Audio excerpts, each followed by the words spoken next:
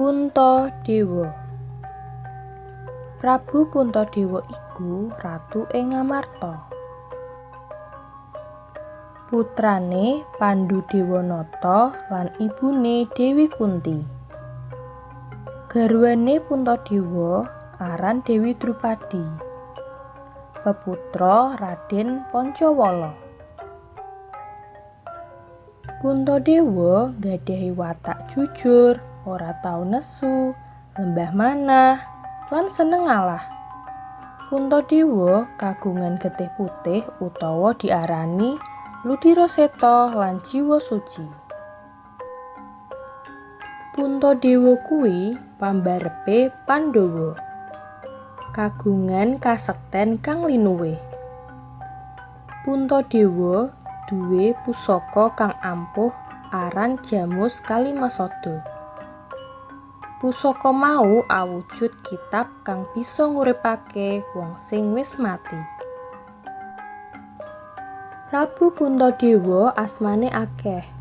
Ana sing nyebut Yudhistira, Gunatalikrama, utawa Prabu Darmakusuma.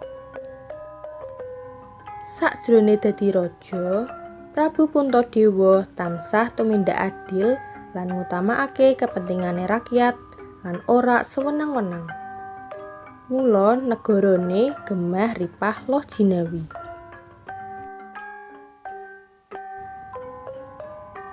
Sarasilah Pandhawa. Pandhudewanata garwané Dewi Kunti. Peputra Puntadewa,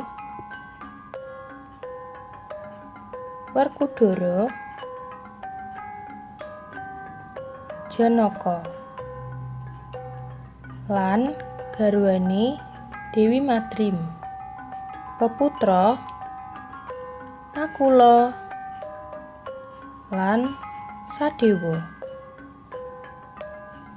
Garwané Puntadewa aran Dewi Drupadi.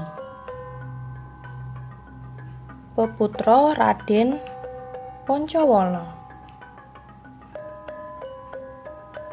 Garwané Werkudara aran Arimbi.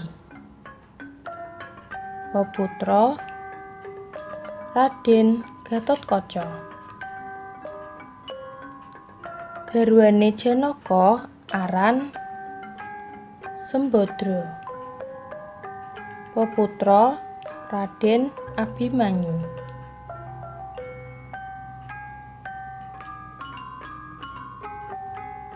Sakwise kita ngerti cerita Puntadewa, kita bisa nemokake tembung sing bisa digawe kosok balen. Apa kuwi tembung kosok balen?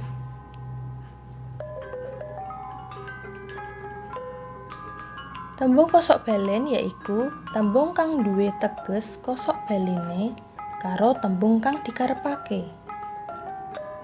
Ing basa Indonesia diarani antonim utawa lawan kata.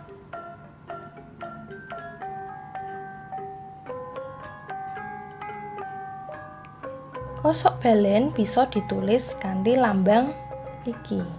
Tuladha. Prabu Puntadewa alus bebudine. Alus kosok balene kasar. Gedhe kosok balene cilik.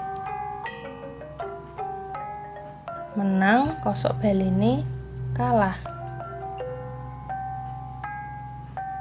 Lemu kosok balene kuru. Nah, bocah-bocah, kuwi mau kita wis sinau babagan Puntadewa. Matur nuwun, Gusti berkahi.